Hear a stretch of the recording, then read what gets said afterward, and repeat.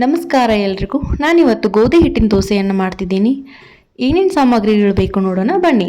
1 cup ಗೋಧಿ ಹಿಟ್ಟು, ಈರುಳ್ಳಿ, ತುರಿದಿರುವಂಥ ಗಜ್ಜರಿ, ಟೊಮೆಟೊ, ಕರಿಬೇವಿನ ಸೊಪ್ಪು, ಹಸಿಮೆಣಸಿನಕಾಯಿ, ಕೊತ್ತಂಬರಿ ಸೊಪ್ಪು ಮತ್ತು ರುಚಿಗೆ ತಕ್ಕಷ್ಟು ಉಪ್ಪು, ಜೀರಿಗೆ, 1 ಲೋಟ ನೀರು. ಲೈಕ್, ಶೇರ್, ಕಮೆಂಟ್, ಸಬ್ಸ್ಕ್ರೈಬ್ ಮಾಡೋದನ್ನು ಮರಿಬೇಡಿ. ಇವಾಗ ದೋಸೆ ಬ್ಯಾಟರನ್ನು ರೆಡಿ ಮಾಡೋಣ ಬನ್ನಿ.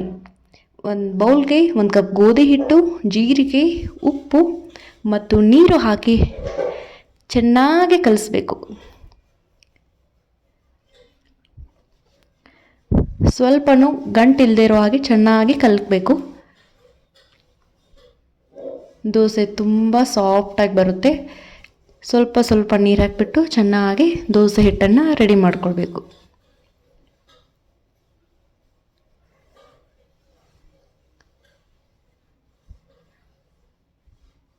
ಈ ಹಿಟ್ಟಿಗೆ ಈರುಳ್ಳಿ, ತುರಿದಿರುವಂಥ ಗಜ್ಜರಿ, ಹಾಗೆ ಟೊಮೆಟೊ ಮತ್ತು ಹಸಿಮೆಣಸಿನಕಾಯಿ, ಕರಿಬೇವು, ಕೊತ್ತಂಬರಿ ಸೊಪ್ಪು ಇವೆಲ್ಲವನ್ನು ಹಾಕಿ ಚೆನ್ನಾಗಿ ಮಿಶ್ರಣ ಮಾಡಿಕೊಳ್ಬೇಕು.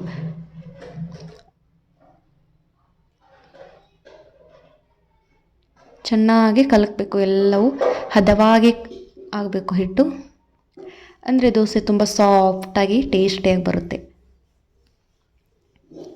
ಇದಕ್ಕೆ ಸ್ವಲ್ಪ ಲಾಸ್ಟಲ್ಲಿ ಹಸಿ ಶುಂಠಿಯನ್ನು ಸ್ವಲ್ಪ ತುರಿದ್ಬಿಟ್ಟು ಹಾಕ್ಕೊಳ್ಳೋಣ. ನಂತರ ಈ ಹಿಟ್ಟನ್ನು ಸ್ವಲ್ಪ ಚೆನ್ನಾಗಿ ಕಲಕಬೇಕು.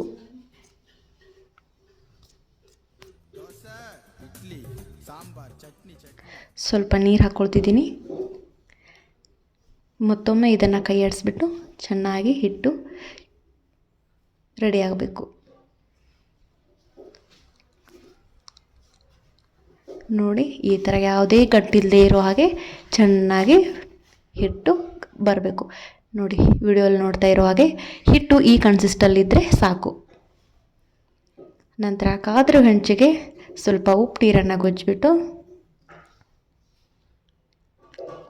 ದೋಸೆ ಹಿಟ್ಟನ್ನು ಹಾಕಿಬಿಟ್ಟು ಎರಡೂ ಬದಿಯಲ್ಲಿ 5 ನಿಮಿಷ ಬೇಯಿಸಿದರೆ ಸಾಕು. ತುಂಬ ಆರೋಗ್ಯಕರ ಹಾಗೂ ರುಚಿಕರವಾದ ಗೋಧಿ ಹಿಟ್ಟು ರೆಡಿ ಟು ಈಟ್. ನೀವು ಒಂದ್ಸಲ ಮನೆಯಲ್ಲಿ ಮಾಡ್ಕೊಳ್ಳಿ, ತಿನ್ಕೊಳ್ಳಿ, ಮಜಾ ಮಾಡಿ. ಈ ದೋಸೆ ಟೊಮೆಟೊ ಚಟ್ನಿ, ಕೊಕೊನಟ್ ಚಟ್ನಿ ಹಾಗೂ ಪುದೀನ ಚಟ್ನಿಯೊಂದಿಗೆ ತಿನ್ನಲು ತುಂಬಾ ಟೇಸ್ಟಿಯಾಗಿರುತ್ತೆ. ನೋಡಿ ಯಾವ ಥರ ದೋಸೆ ಬಂದಿದೆ ಅಂತ. ತುಂಬ ಸಾಫ್ಟ್ ಹಾಗೂ ಟೇಸ್ಟಿಯಾಗಿ ಬಂದಿದೆ. Thank you.